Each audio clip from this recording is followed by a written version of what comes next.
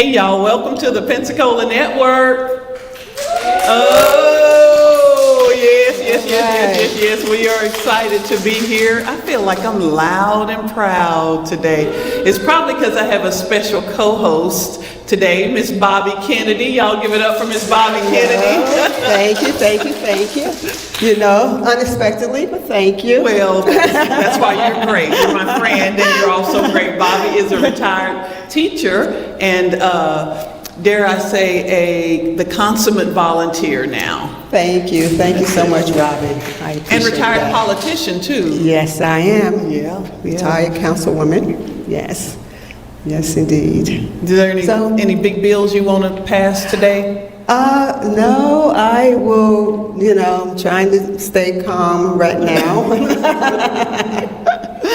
Yes. Well, good. And Bobby's a new transplant to Pensacola too, so we appreciate you bringing your tax dollars here as well. Thank you. I've been enjoying and spending your money. You must have a tax dollar cheerleader over there. Yes. For you. Yes. Thank you.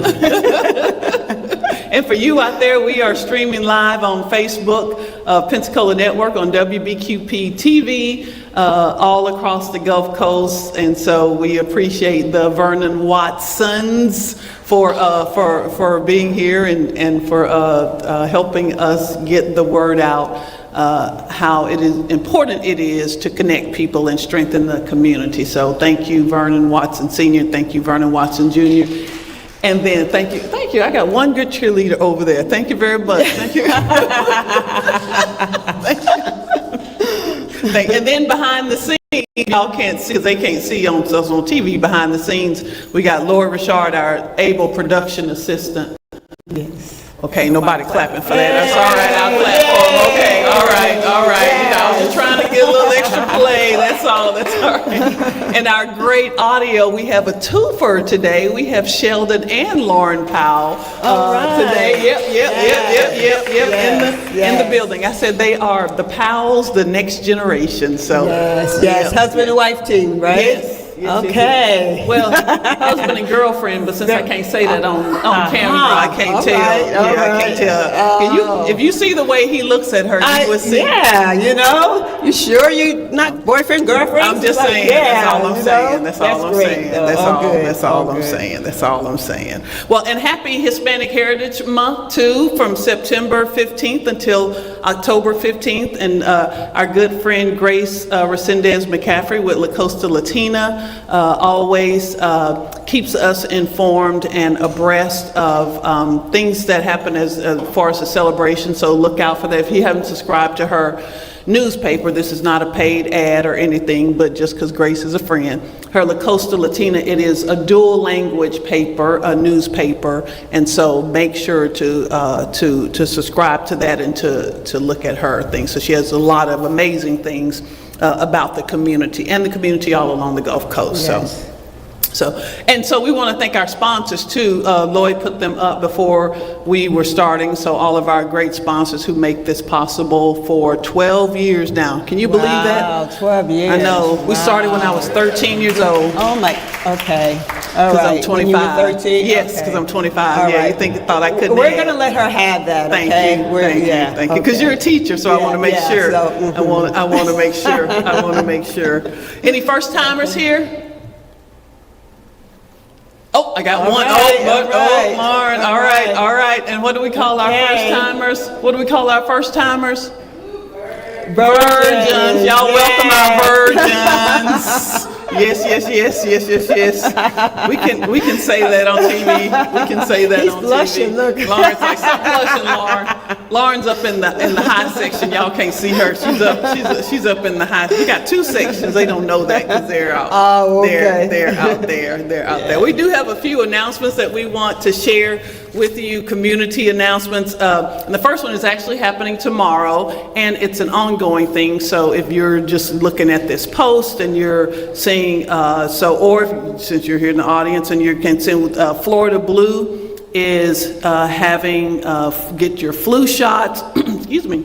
And the next one is tomorrow. This is a series of 4 that they are doing. The next one is tomorrow, September 27th from 10 to 2. and we'll post that as well. And they have a couple of other ones upcoming. And the nurse, so make sure you say hi to Nurse Sky.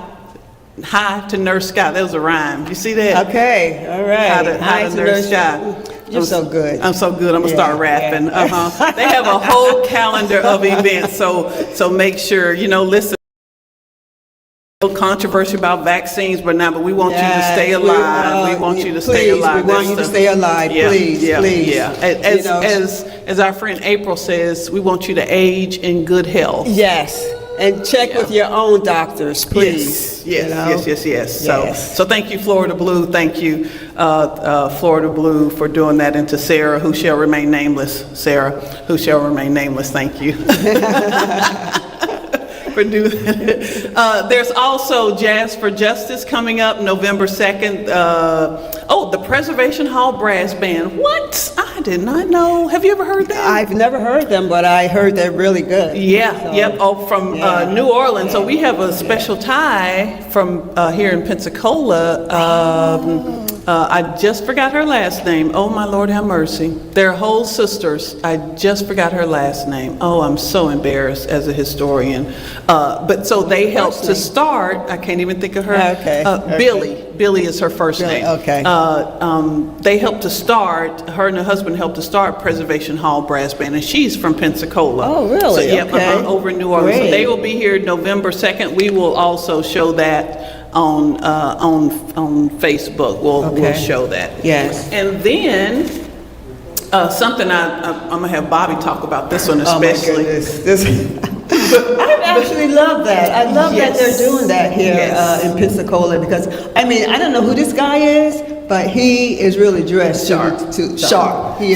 What she's talking about is the Superfine. So the African American Heritage Society is celebrating 35 years. Give it up for that, because that's a milestone for a nonprofit, a milestone for a culture organization, a historic organization. And so they're going to be, their theme is Superfine Dandies. All right. So they are taking right after the Met Ball that happened this year with the African American culture and those men who just dress to impress. And as she said, to look good. You like to dress, don't you, Bob? Looking good. So I would really implore you to come to this. This is going to be great. And those of you who really like to dress, your own style, whatever it may be, come out, show out, look good. And those of you who are maybe single, men and women, really dress to impress. Did we just turn this into a dating show? Did we just turn this into a dating show? I went a little too far. No. Maybe because I'm single. No, I'm just looking at this gentleman on the flyer here. Oh. And I'm like, if anyone else is, looking like that. He's super fine. He is super fine. Okay. Ladies, you want to come prepared. You want to come looking good. That's all I got to say. Okay. The African American Heritage Society has now become a dating. No. Listen, however you need to be happy. That makes me happy. Yeah. And finally, we want to just highlight a couple people in the Bella magazine. Our good friend Sunshine Moore and Blab, which now is broadcasting right here from the Villa Square, is in the centerfold for September. This is for September, so make sure to check that out for Bella Magazine. Make sure to check that out. And then our good friend Bridget Price. Bridget Brooks, thank you, babe. Bridget Brooks is in Pensacola VIP. Yes. Something that you attended. The hat show. For the hat show, the National Council of 100 Black Women. Yes, and Bridget is really representing. She is looking good. Divine. So they did, this is their 22nd year of doing this. You just keep talking, I'm going to see if I can find it. Okay, well, Bridget is in here, so anyone who knows Bridget, take a look and see that she is shining in her beautiful hat. She's really showing elegance here, so I thought that was really good. Well, I can't find it, so you pick up your copy of Pensacola VIP magazine. You will see her in there. It just makes me feel good when I see someone in these magazines that I know. So how have you enjoyed Pensacola? I have really been enjoying Pensacola. I actually knew nothing about Pensacola until, I don't even think I've heard of Pensacola until, when my sister moved here and I came to visit. And I came to stay for a week or so. And I said, I think I can do this. I can live in Florida, because I only knew about the other part of Florida, the real hot Florida, Miami, and further Jacksonville, further down. But what I like about Pensacola is that there's a season here, so you get a chance to take a little breather. So I've been really enjoying it. And what I also like is that coming from Maryland by way of New Jersey is that everything is 10 or 15 minutes away. You can get to any place. Even cantonment. Yes, cantonment. In 10 or 15 minutes, you're there. From a person who's used to, going, it's nothing 30 an hour to get to where you're going. Yeah. So I really enjoyed that as well, and I also enjoy that there's so much to do here. There really is. There's a lot to do here. And the beaches are really fabulous. Really, the water is gorgeous. It's really, really nice here. So anyone looking for some place, to reside, Pensacola is the place. This is it. This is okay, come to live here. Okay, I got so comfortable. It's like talking about it. It's a happy place for me. It's a happy place. That's all right. That's good. Well, let's give away some door prizes before we get into our special guest here. Let's get away. So we're gonna pull. I'm gonna have you pull two out of there, please. I'm gonna put it down. Then you can pull two. We've got two door prizes courtesy of IMS Expert Services. One more. One more? Oh, okay, I'm sorry, you did say two. Yeah. Well, okay. Oh, Sarah Rodriguez with Florida Blue. Come on down. All right, come on down. Yay! And I think Geraldine left. I think she had to leave. She had a concert to go to. So okay. Let's pull one more. Okay. Oh, Miss Sheikah Drake, we're going to pull one more because she already gets a prize. Wow. Belinda Donaldson, that perfect. All right, Belinda, come on down. Come on, Sarah. Belinda. Grab those two gray bags there for me. You're going to be our able assistant. You want her to? Grab one more gray bag. Grab one for Belinda. Well, we'll get it on camera. Yeah. Thank you. Y'all give them a hand. Thank you to IMS Experts for those for those gifts. So we appreciate it. All right. All right. Thank you. All right. Thank you. All right. Is there anything else you want? Anything going on that we need to make sure? Do we miss any announcements? Do we miss any announcements? I don't think so. I think I covered pretty much here. everything. Keep talking. Keep talking. That's the way we do. Keep talking. Okay. Well,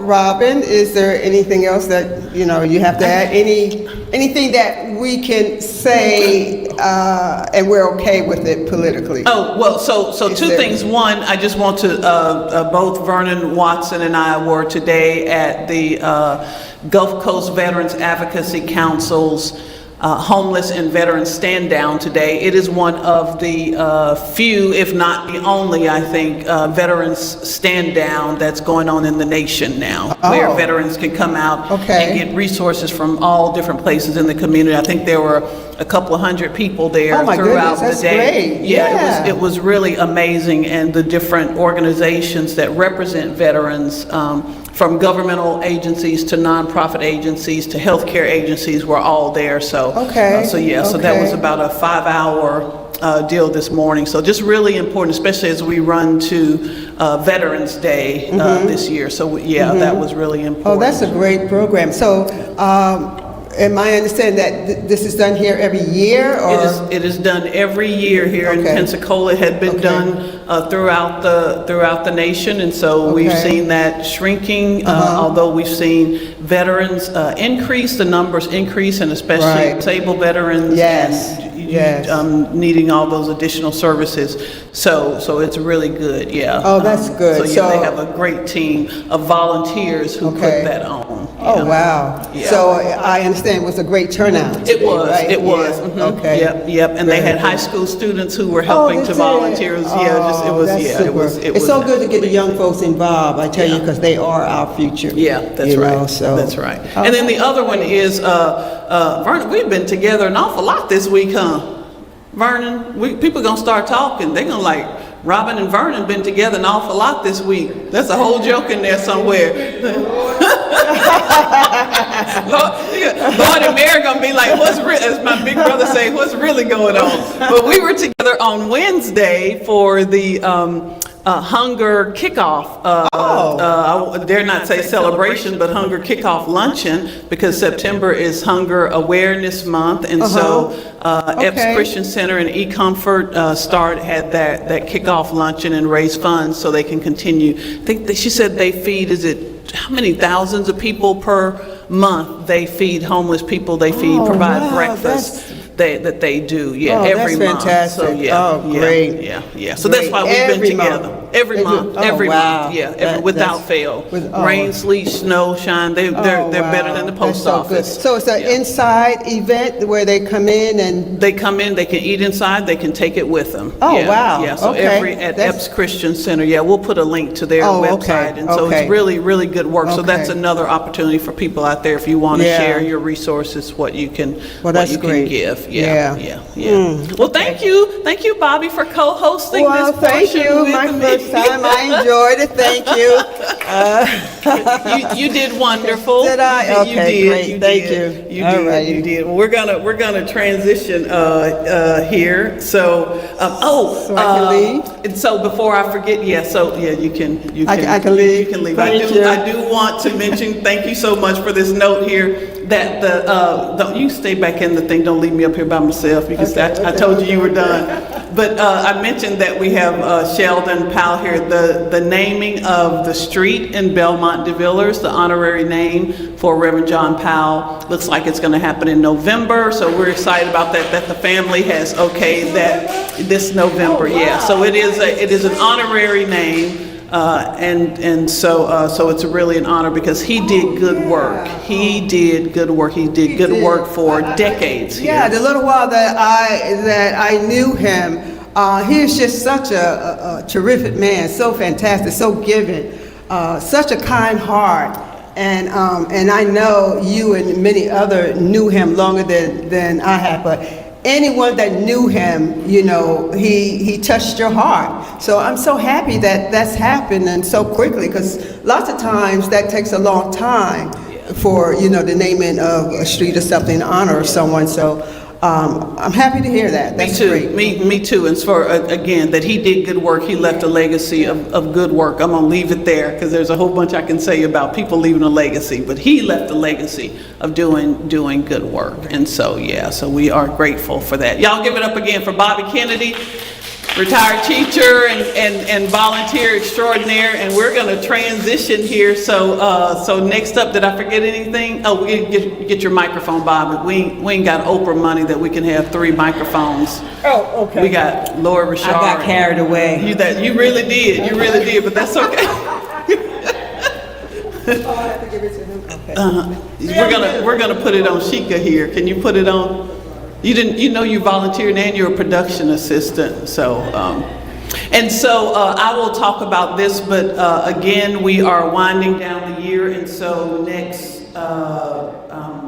month will be our last speaker month. Within November, we call it our Give Back Month. And so if you are a nonprofit, represent a nonprofit, and want to have a space to share what you do, how you give back, educational, charitable, science, however you see to give back, this is a space for you to do that, because I know, especially at the end of the year when people are choosing where to make their donations, we want people to know those organizations in the community that are doing something. So reach out to my production assistant, Laura Richard. Okay, I'm gonna get in trouble here. Like I got an assistant. Okay, come on up, Attorney Drayton.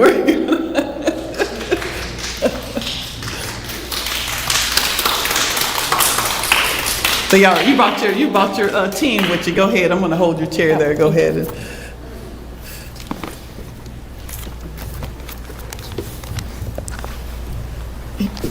All right, y'all ready for this part? Okay, don't forget my big applause thing, y'all. Ready? Okay, all right. Oh, yay, and I hadn't even started yet. So as we like to say, I'm going to go between Sheikah and Attorney Drayton, but as we like to say, Sheikah, welcome to the Pensacola Network Show. Thank you. And so she is not Lawrence Powell, all right? So let's just get that straight. We did have scheduled Lawrence Powell, and who was, I found out last week, was intimately involved in the Escambia High School race riots back in 1976. Started out in 1972, and so he was a student there at Escambia High School. Next year is the 50th year.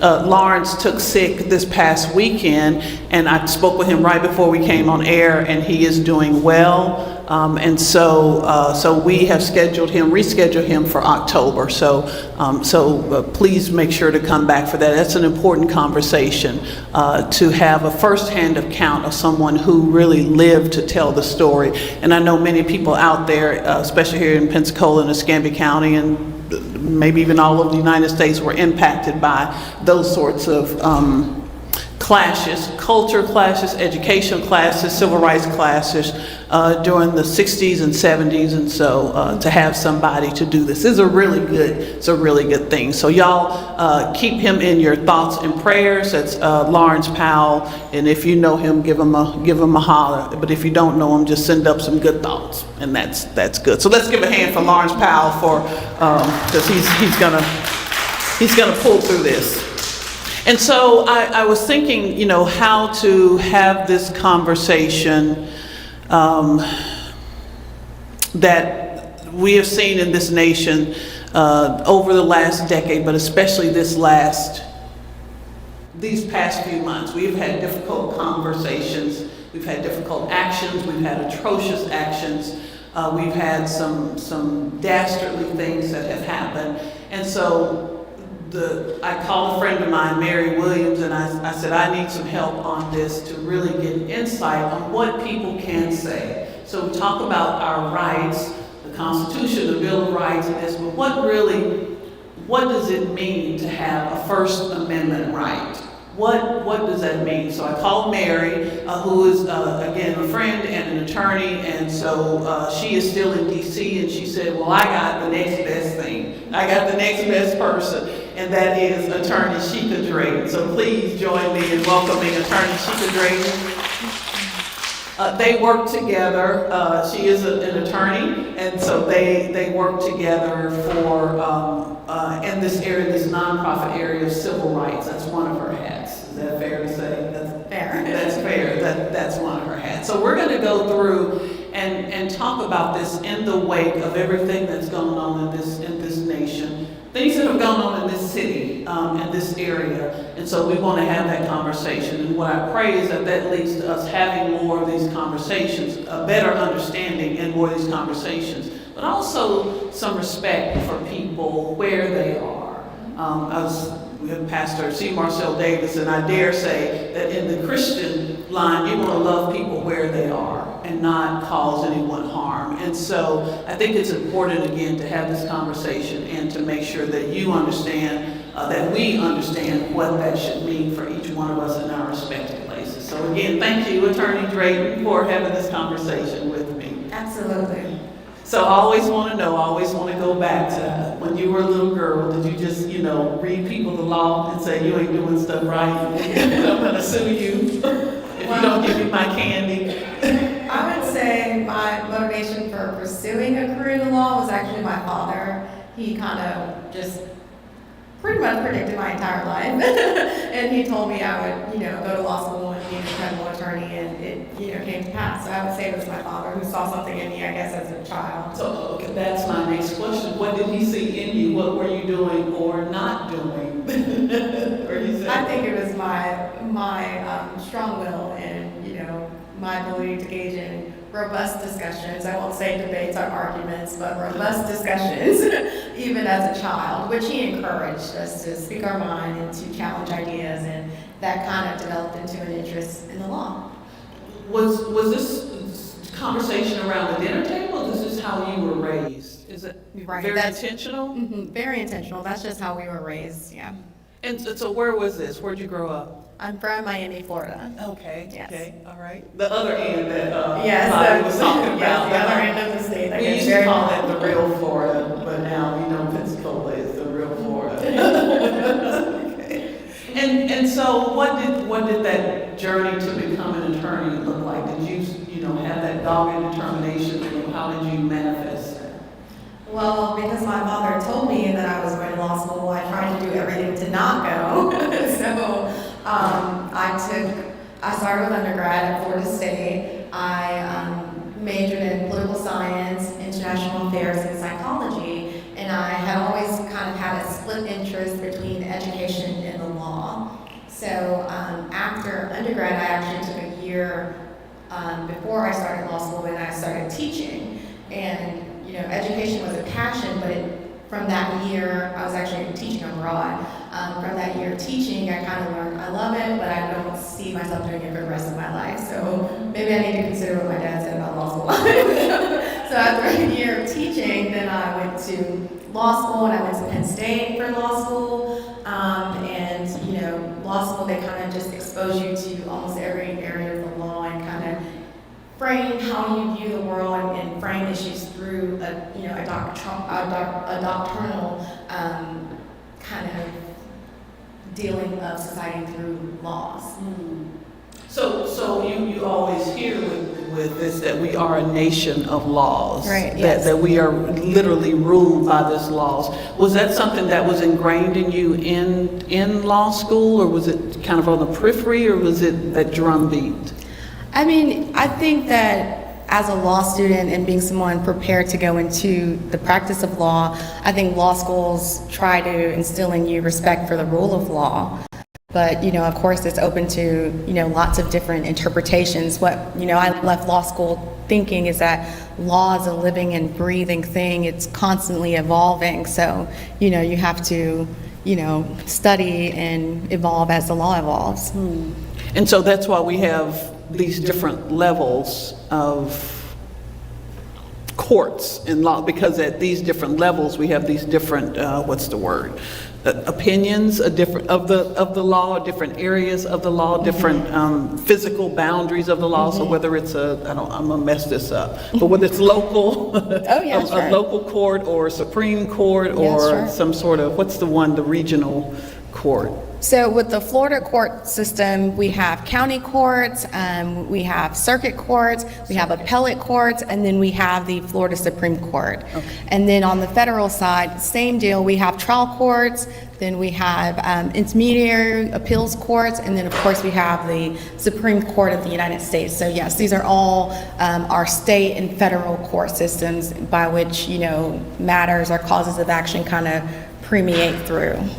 And so at each one of those levels, the Constitution is what is front and center. Absolutely. Or should be. Absolutely, yes. Okay, all right. I'm not going to challenge you on that. No. I think the Constitution is a great place to start when talking about the First Amendment.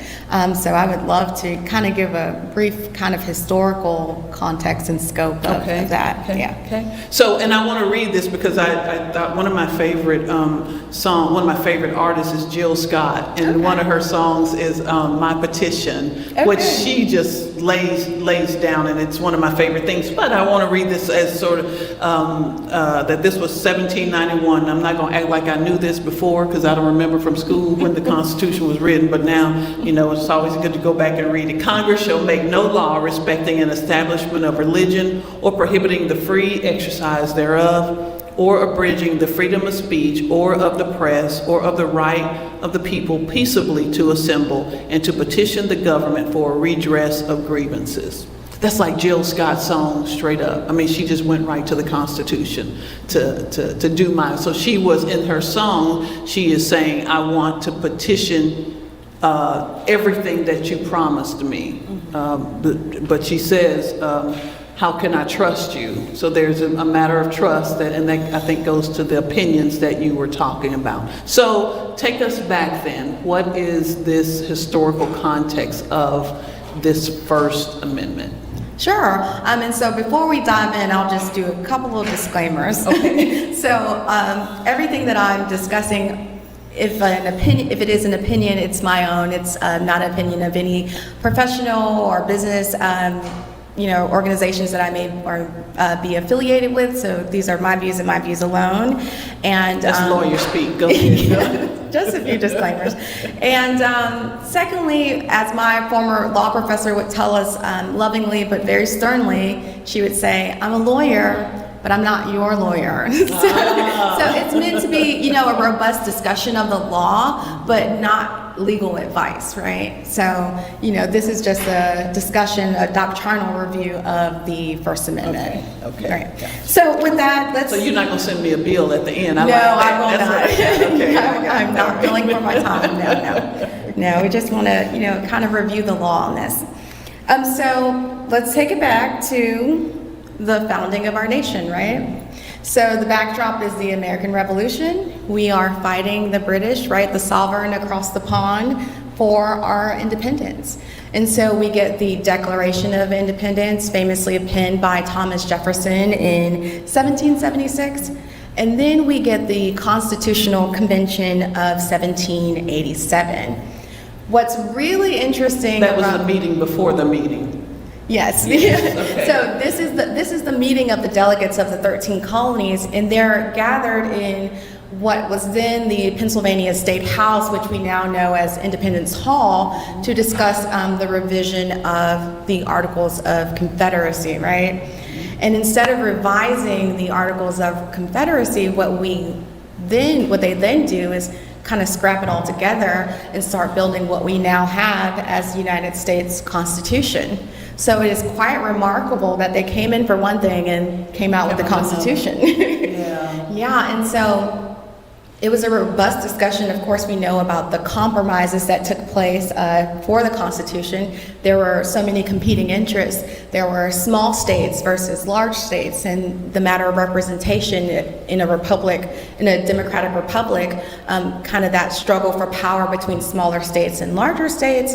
And then there was, of course, the battle of the North versus the South as to the issue of slavery.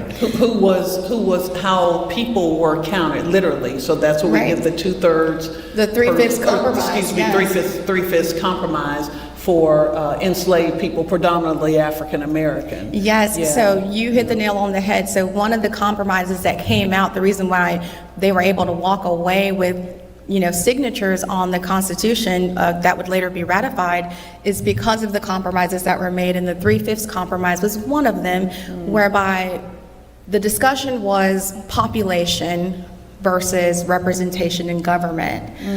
Southern states wanted slaves to be counted for purposes of congressional representation, and northern states, of course, said, well, that is inconsistent if you want to deny a person basic freedoms and the right to, be human and have these natural rights, but yet you want to count them as a full person for purposes of congressional representation. In the country, we say they want the cake and eat it too. Right. Exactly. So I'm not a lawyer, but go ahead. So that's exactly right. That's the perfect way to put it. And so we get the 3/5 compromise, right? And that's one of the things that propels the eventual ratification of the Constitution.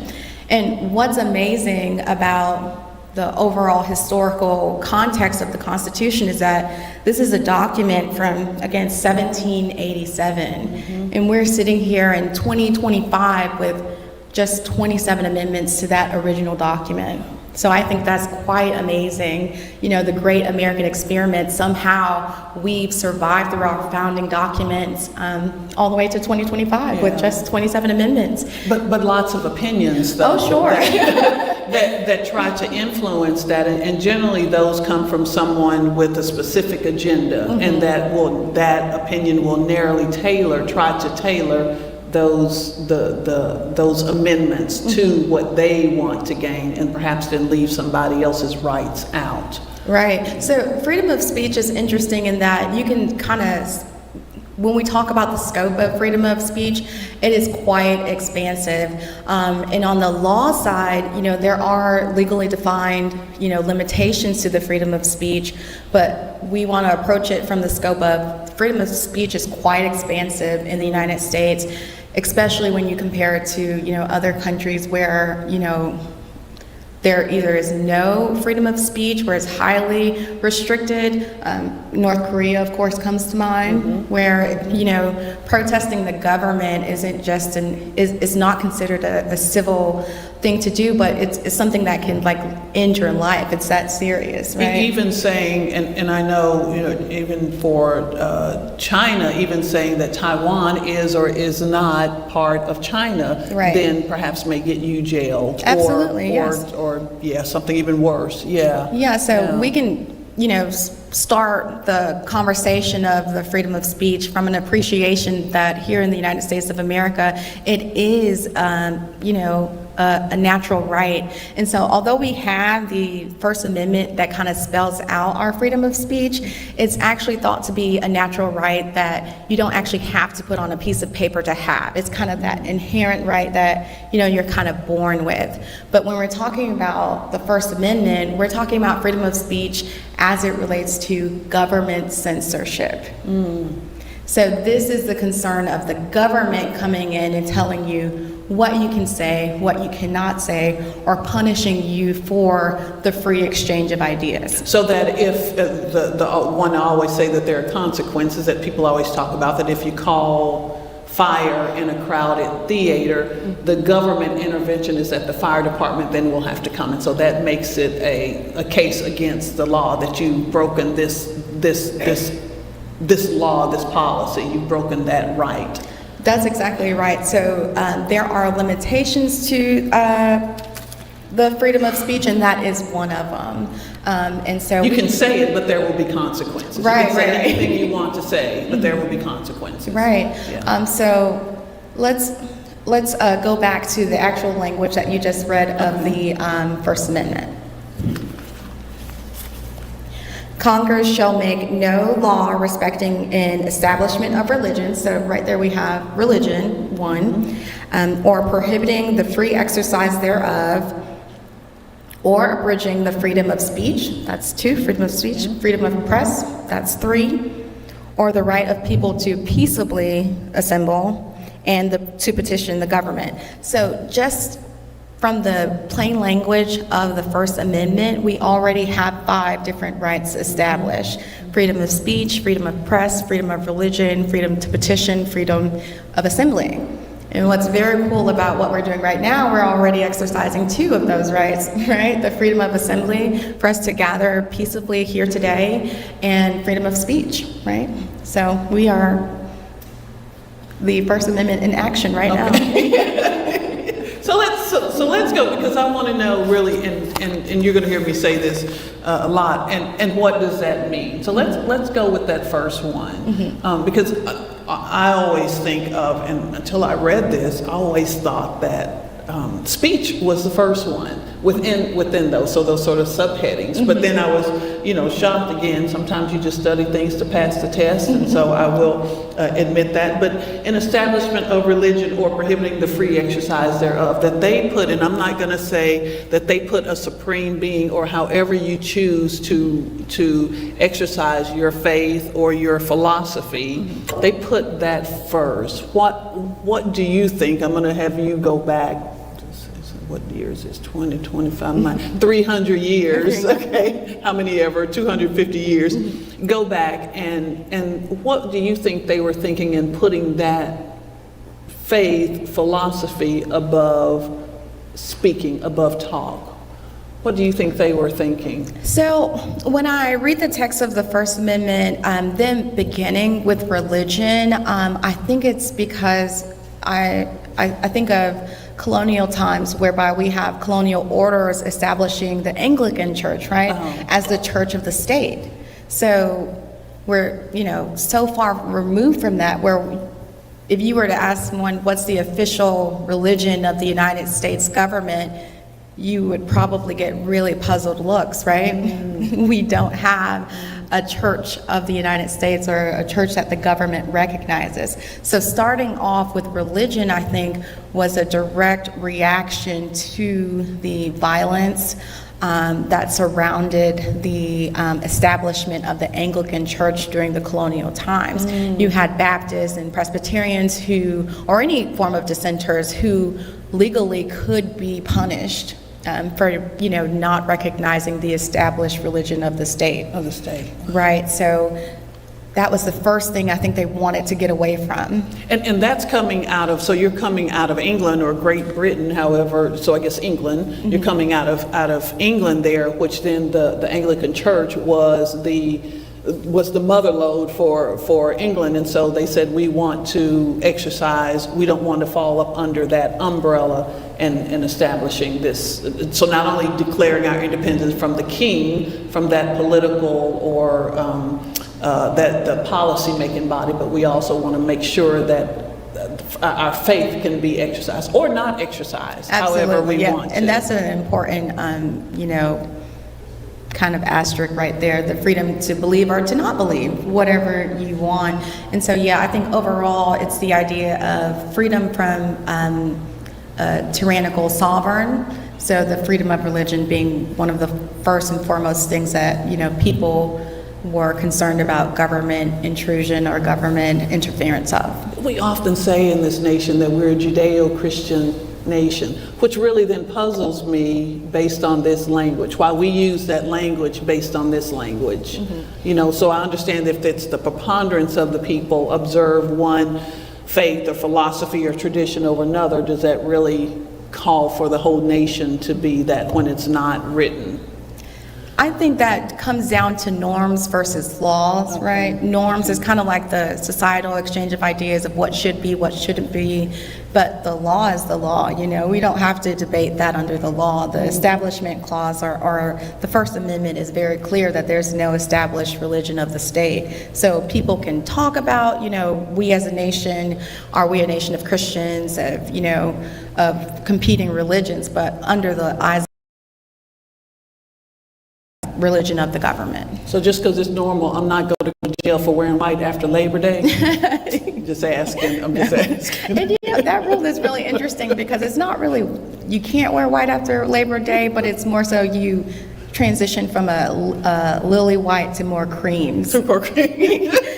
That's definitely a norm, huh? Yeah. That's a clothing, back to our dandy scene here. Okay, so then the one that especially that has been in light and then led to what we're going to be talking about next month, this whole deal is what you can say as it relates to back to Escambia High School, what we've seen, people getting upset with people about exercising that freedom of speech, that right, or abridging the freedom of speech. So don't, So, what does that mean?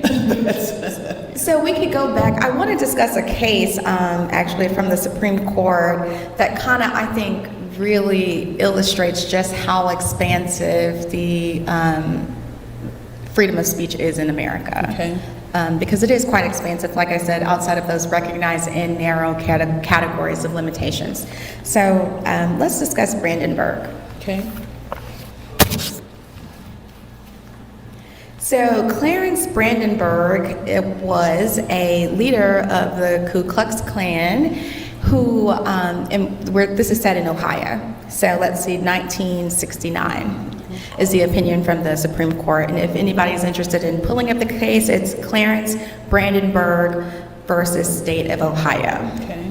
So here we have Clarence Brandenburg. He's a leader of the KKK, and he calls up his local news affiliate, television affiliate, and says, hey, we're having a rally, a Klan rally on a farm out in Hamilton County, and we'd like you to come. And the reporter, of course, being a journalist and not turning down a good story, the reporter takes him up on it. Especially 1969. Absolutely. And the reporter goes to the Klan rally, and they capture footage of, the activities that you could come to expect from a Klan rally. And they capture lots of speech that we, of course, would, think of as very divisive types of speech against, African Americans and Jews. And the news reporter later publicizes some of the recorded footage from the rally.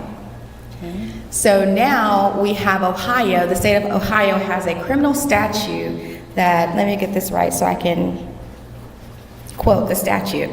It's the Ohio Criminal Syndicalism Statute that makes it a crime or unlawful to advocating the duty, necessity, or propriety of crime, sabotage, violence, or unlawful methods of terrorism as a means of accomplishing industrial or political reform. So read the beginning of that again. It criminalizes advocating the duty, necessity,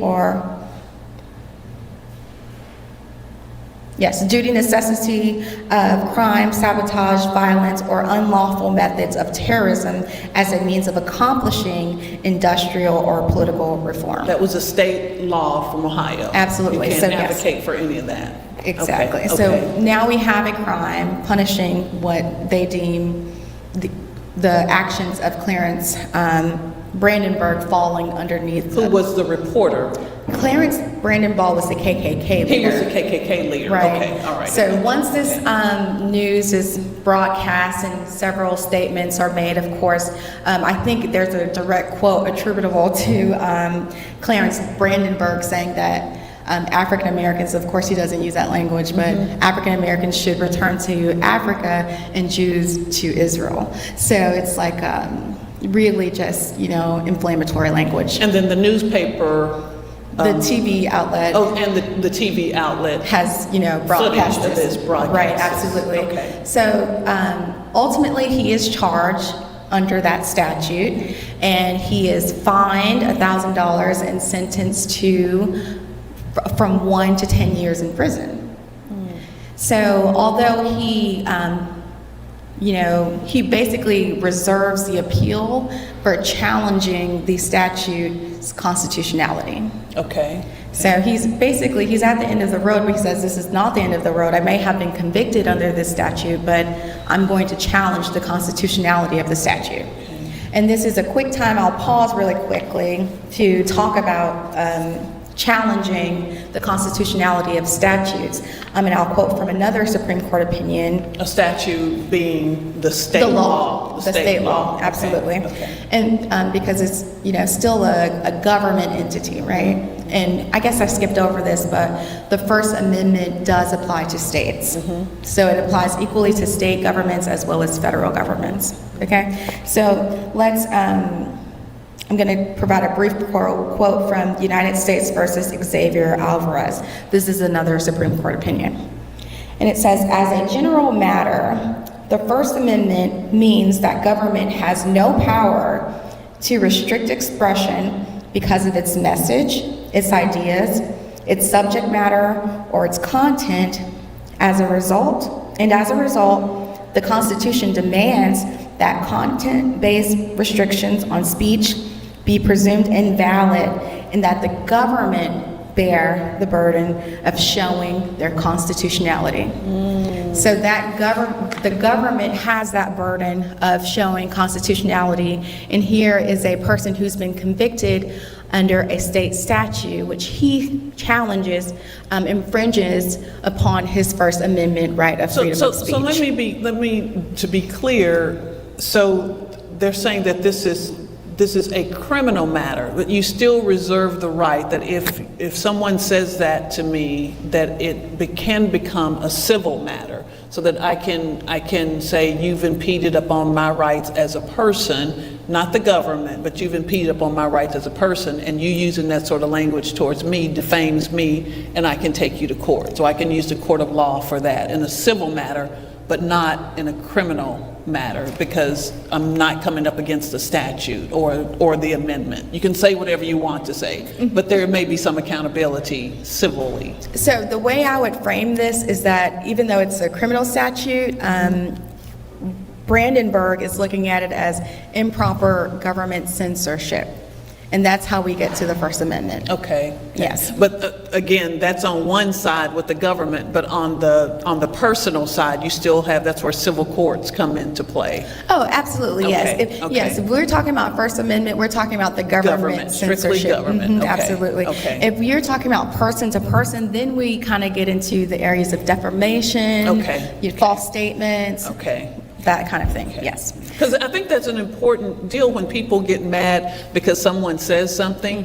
You have to, and I've seen like the ACLU and other organizations defend the rights of people who would have this, what I would consider egregious language against someone that in my mind causes harm, but it's very legal for them to say. And so you've seen legal organizations defend the right for people to say it. I don't agree with the content, is what they're saying, but I defend your right to say it. And I think that is what this whole deal that we've seen with the Jimmy Kimmel deal, saying that the government has stepped in where the government doesn't belong. Okay. Yeah, that's I'm going to law school. I'm going to absolutely, law school. you should definitely go. That's a great way to frame it, and that kind of brings us back to Brandenburg. Here he is, a leader of the KKK, making these statements that many people probably would not agree with, and many people would think is, very divisive.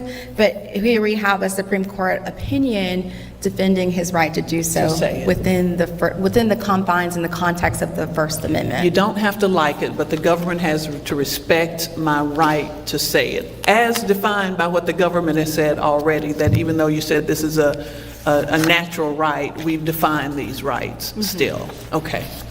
It's a natural right, but it was a right that was so important, and that the founders were afraid of government censorship, that the founders of the Constitution, or the framers rather of the Constitution, decided an amendment was necessary. Okay. Like, we know this is an inherent right, but we need to know that the government knows this, so we're going to put it in writing, essentially. Okay. So, is this making sense, y'all? This making sense? No, this is, okay, all right. I'm going to get to my notes of Brandenburg so we can see how the court kind of rationalized that decision. I mean, you bought the tea with the KKK one, didn't you? You didn't go gentle into that good night. You just Yep, he was a KKK leader. Okay, so the court in Brandenburg reasoned the government cannot punish mere advocacy by criminal punishment or assembly with others.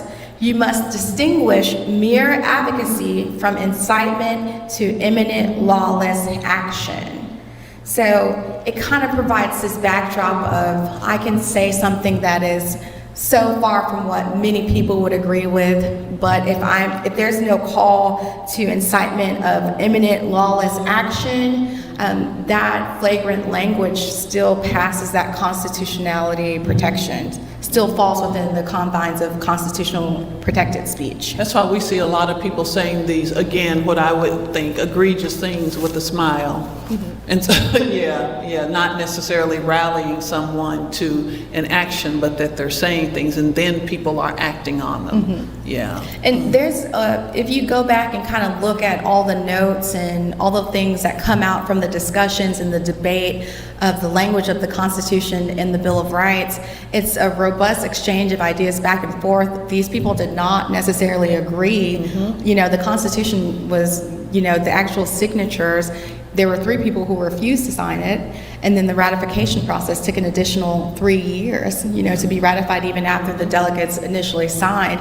So is this something that came about from, a lot of give and take, a lot of discussion, and a lot of people who did not agree with each other? And they knew, as framers of the Constitution who did not agree with each other, that they had to put some kind of protections for a people or a nation to have a free exchange of ideas among people who would not agree with each other. And I suspect that some of what they were thinking was that if I don't protect your rights, then who's going to be there to protect my rights? I'm going back to that quote, and I don't remember the German Lutheran pastor's name. I made that quote earlier this week that I'm going to butcher some of this, but he kept calling after World War II, he kept calling the roll, that they came for the communists, I was not a communist, so I didn't speak up. They came for the Social Democrats, I was not a Social Democrat, I didn't speak up. They came for the Jews, I was not a Jew, I didn't speak up. They came for me, and there was nobody there to speak for me.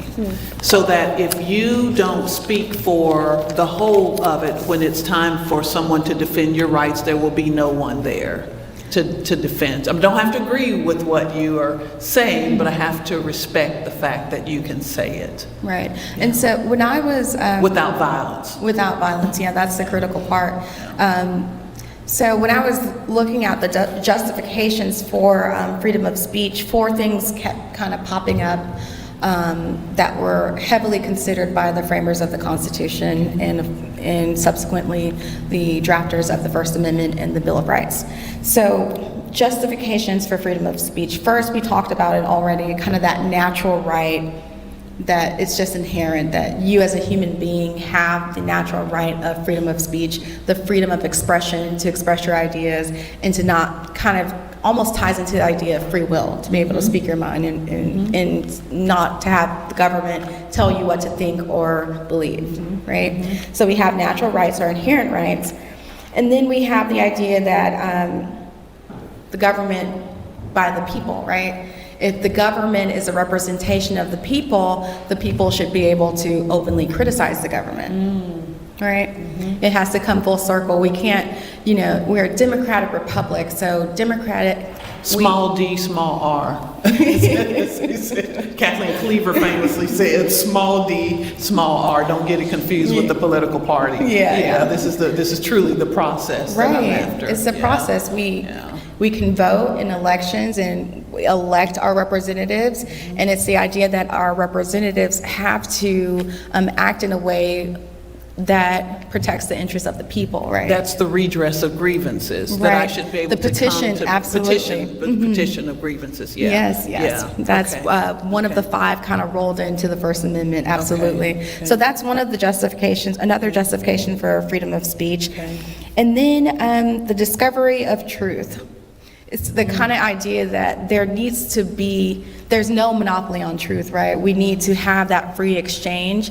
And it kind of addresses the idea that not every idea should be given equal weight, but we kind of just throw them all out there. And then, reasonable, through rigorous exchange, we kind of arrive at the truth, right?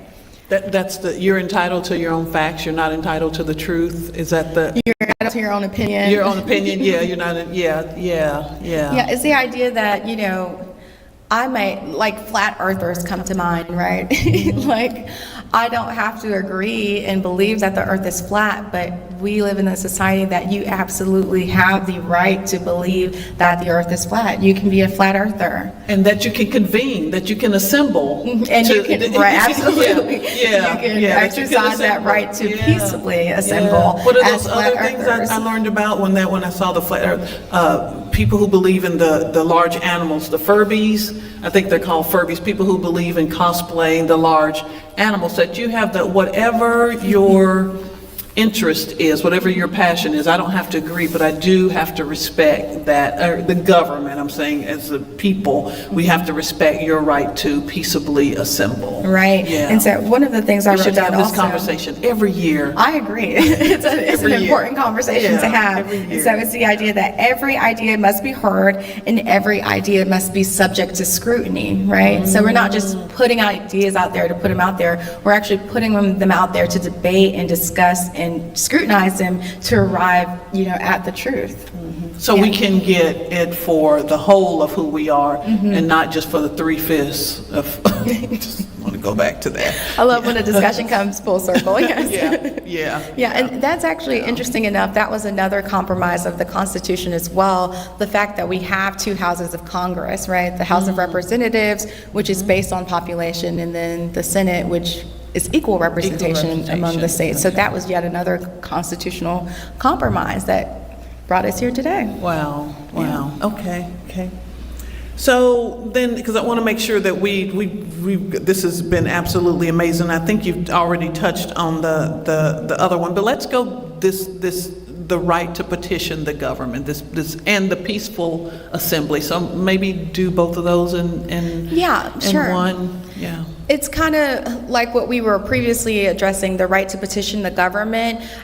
If we as the people, who have elected representation within the government, we believe that the government is not doing what aligns with our interests, we can petition the government so that it's almost another method of the people kind of inserting their will within the government, right? And I think that's the basis of our Constitution and the Bill of Rights, is so that government or governance never is too far removed from, the voice of the people. So a petition is just one of those methods by which people can say, hey, government, I don't agree with this, and to almost challenge a system or structure. And I think we definitely have seen that in the last few weeks. Again, back to Jimmy Kimmel, where we've seen this governmental pressure to cancel his show, but then the people spoke up. And the interesting thing, I think, is that a lot of them were speaking up through the dollar. So we saw that with in the maybe the late 60s, early 70s with the black dollar, where people, and then in the 80s and 90s, the pink dollar for the LGBTQ community. So you really see people saying, well, government, if you're not going to listen to me, or corporate, if you're going to listen to the government, I'm going to take my dollar. I'm going to use my voice through my dollar. Yeah, so that's actually fascinating, because it's actually discussed in one of the Supreme Court opinions that we talked about earlier, Alvarez. That's actually in the context of freedom of speech, that's one of the things that the court kind of highlights, is that we don't need government censorship. We don't need the government to come in and say what's right or what's wrong or what you should believe, because the people, the public, do a very good job of it themselves. The public is very vocal, and they will sort it out themselves. The public will scrutinize these ideas. The public will scrutinize, we'll have a robust discussion, and the government can kind of back away from it without, coming down with an iron fist as to what to believe. Unless we start out with saying that certain people aren't whole. Right. Then government, we need to have a conversation. What Joan Rivers say, can we talk? Well, and that would bring us to the 13th Amendment, of course, which abolishes slavery. But yes, that 3/5 compromise is kind of what got us across the line to eventually lead to the ratification of the Constitution, and later on, addressing the kind of shortcomings of the Constitution is where we arrive at the 13th Amendment. So I want to bring this to a close. This has been fascinating, and I promise you, when I say this, I can go over another hour with you, because I appreciate your historical context on this.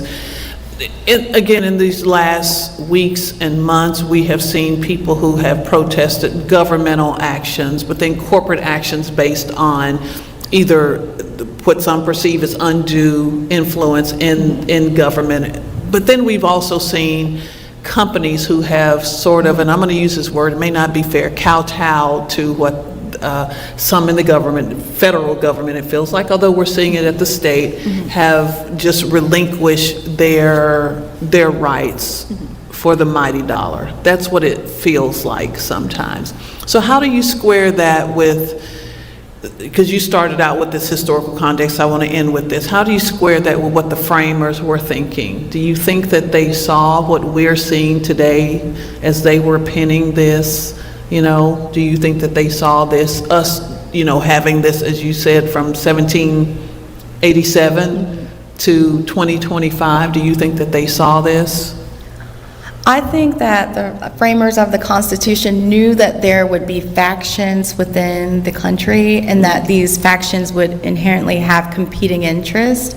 I don't think they could have envisioned or imagined the country that we now have today. But even with the, a largely all-white male delegation, they could still see the tensions between the North and the South, and smaller and larger. So they kind of knew, divisiveness and factions and competing interests would be a real reality of, and challenge to the creation of a nation, right? So Factions then, factions now. Absolutely. I think they couldn't have imagined where we would be today, but they knew from the beginning that we would, face competing interests and competing ideas.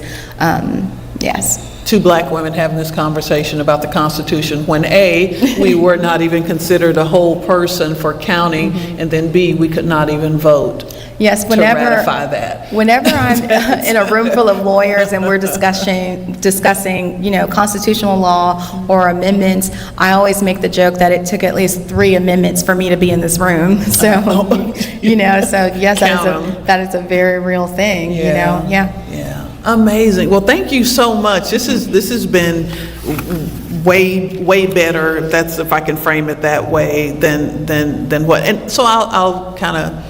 What is your hope? Your dad was saying you need to be a lawyer, right? How many ever years ago? What is your hope for? I'm going to skip a generation. What is your hope for grandchildren with their rights? What is your hope for them? I think that maybe down the line, maybe we'll have a few more amendments to the Constitution that will expand those natural rights and human rights that we think of as inherent, but again, we may be afraid of government censorship or government intrusion. Maybe we'll have more amendments down the line that actually expands upon those natural rights and enumerates those natural rights. But ultimately, what I would want for future generations is continued civil discourse, the continued freedom of expression and the free flow of ideas, and for the idea of being an American to look completely different as it goes from person to person. There's no monopoly on what an American is, what an American looks like, what religion an American practices. And so I want the most inclusive and expansive idea of what it is to be an American going forward. Yeah, hear, hear. Thank you. Y'all join me in thanking attorney Sheikah Drayton. Absolutely amazing. You should do a primer every year. You should do let's meet over the wine and Constitution, or let's wine over the Constitution. I don't know. I don't know. Let's open it up for questions. Any questions? We have, okay.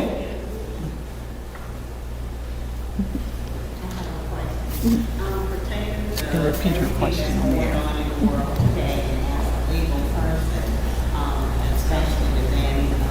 Knowledge, excluding African Americans in history, the exclusion of immigrants that are in the country. Are you all overwhelmed trying to understand that and pursue the legal? How is that affecting you all, mental state, and trying to acquire so that you are presented as so that some of these problems that we associated with having today, how are you all doing that? Okay, so I'll try to restate the question and let me know if I'm framing it properly. So your question is, given kind of like the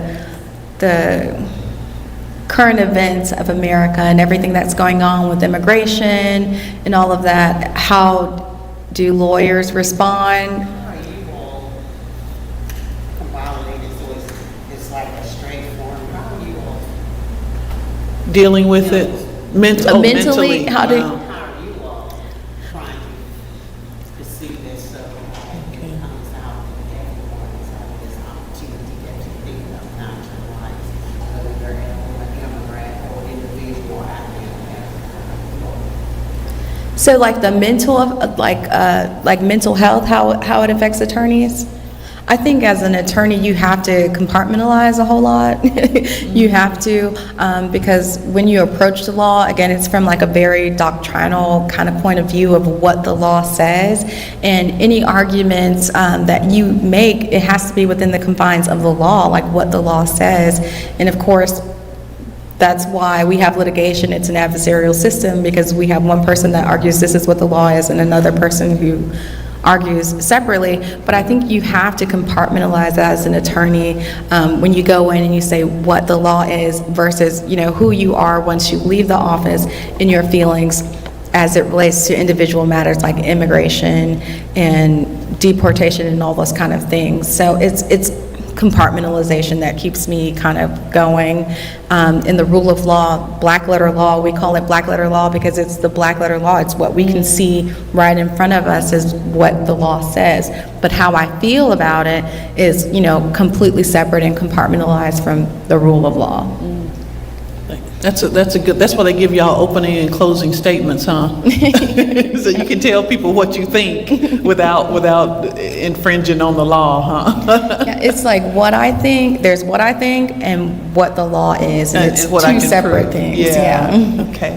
Bobby? Yes. Are you able to give your personal opinion of the fact that you're on camera about the Supreme Court and the way they're functioning and handling things? What is your impression? Sure. So the question was my personal opinion as to what I think about the Supreme Court. And so the best way I can say that from my personal opinion is that elections have consequences. The Supreme Court in its current configuration is an exact reflection of who we as citizens of America elected as president. So, presidents have the power to appoint members to the Supreme Court, and they typically do so with people who are aligned with them ideologically, right? So a conservative president is going to appoint conservative members to the bench. A more progressive or liberal president will do the same. And so when we're looking at the configuration of the current Supreme Court, several of those conservative appointments came from a conservative president. So that's what I would leave it at. Elections have consequences, and our current Supreme Court is a reflection of voting. All right, so, Leith? Is the president above the law, enable him to say whatever he wants to say to whoever about whatever, and then not to suffer consequences as applied in the law? So that was a great question. So her question was, is the president above the law? And so when we're talking about that in the context of the president above the law, we're kind of moving away from freedom of speech, and we're talking about presidential immunity, and we're talking about the separation of powers.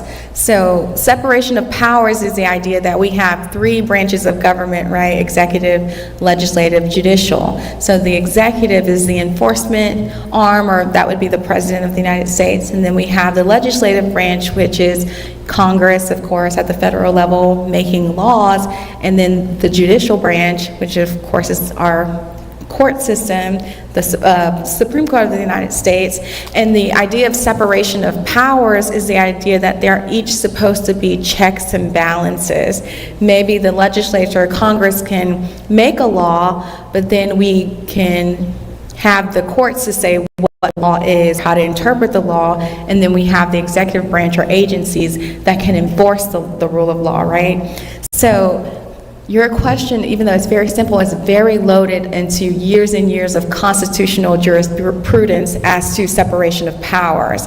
And so, in theory, we can say, no, the president is not above the law, but then we're left with the Supreme Court opinion in, right, the Trump decision, where they discuss presidential immunity, and basically we're left with the idea of kind of the expanding of what we previously knew to be kind of a more confined approach to presidential immunity. And it's the idea that if the president is acting within like an official capacity as a head of state, presidential immunity has kind of now been expanded under the current Supreme Court, so that more actions can be subject to immunity.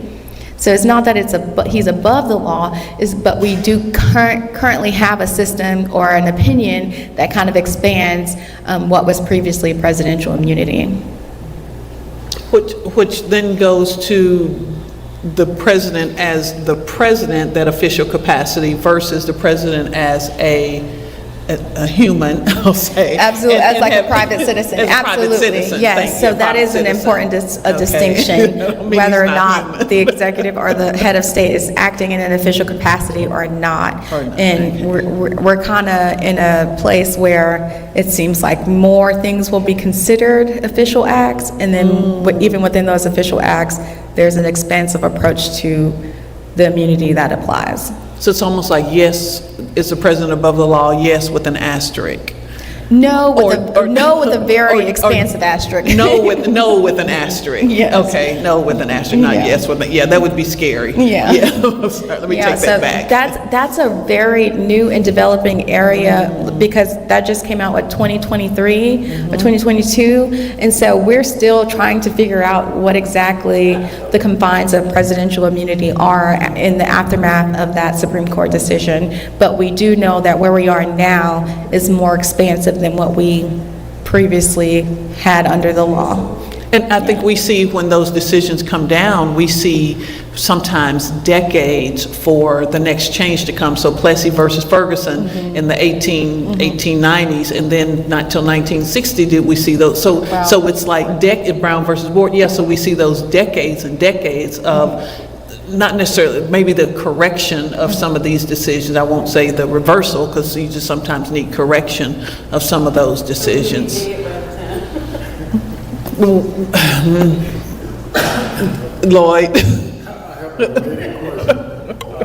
So does any government official, whether in official capacity or non-official capacity, have the freedom of speech? So this is an interesting question because you can be considered a government actor in certain positions. Say, for instance, you work at a public institution and you're a professor or an educator at a public school that receives funding from the government, right? In some situations, you can be considered an actor of the government, and therefore the confines of the First Amendment would apply to you. So it's a very fact-intensive kind of, oh, sorry, did I repeat the question? question, yes. Apologies, okay. So the question was, are people considered individuals or government actors, or? So does somebody like governor, president, Okay. senator, House of Representative person, do they have the right to freedom of speech in their government? Okay, so like, do politicians, elected officials have freedom of speech? And so I think, In their again, elected capacity. in their elected capacity. And so if it's within their elected capacity, I would say that they are an extension of the government themselves, so they would be, they are considered the government themselves. So if I'm speaking as a governor of the state or an elected official, I would be very careful because I would not have the same expansive approach to freedom of speech that a private citizen would have, because I would not be the opinions would not be that of my own, but they would be considered opinions from the government. So yes, I would say the opinions as expressed in an official capacity by elected officials can be like almost directly contributed to the government. So yes, you have to, elected officials kind of have much more restraints. That's a slippery slope too, because then that means, so you said that can be a government actor. So if you receive Social Security benefits, then, are you considered a government actor because you get this funding? I'm not talking about how it was put in, but is that, this sort of slippery slope that we slide down if we don't have what you alluded to earlier, these things written in proverbial stone, maybe, because we can amend anything, right? So yeah, I think that's a slippery slope. That's just my opinion, and I'm sticking to it. You have a follow-up? Yeah. And then this will be the last question, okay? Yeah, so freedom of speech, I guess it applies to writings, and does it also applies to symbolism, like if I'm kneeling and when people are sitting in the stand? So does it apply to actions as well and writings as well as speech? Okay, so I want to pull up a case and briefly discuss it because to answer your question about symbolic speech, if freedom of speech covers symbolic speech, the answer would be yes. And there's a Supreme Court case on that, and it was regarding flag burning and whether, that could be punishable. And the Supreme Court decided that flag burning as symbolic speech was protected under the First Amendment's freedom of speech. So, and again, it is a fact-intensive inquiry. So if you were, talking about kneeling or other forms of symbolic speech, I think we would have to kind of dig into the case law to see factually how that lines up. But overall, given the case law that we have on flag burning in the protection of symbolic speech, I would say yes, symbolic speech is protected under the First Amendment.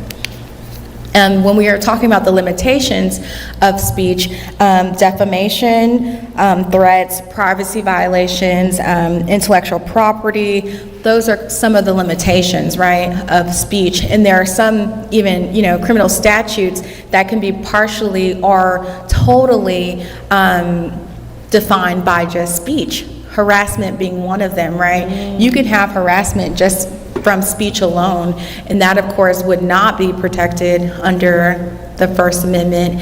And you even have certain crimes that can be enhanced in the state of Florida based on speech if that speech is directed toward a protected group like race, religion, ethnicity. So absolutely. Wow. This has been amazing, and the questions to just put the ice cream on the cake of what you brought to us. So again, thank you. Y'all join me in thanking Attorney Sheikah Drayton.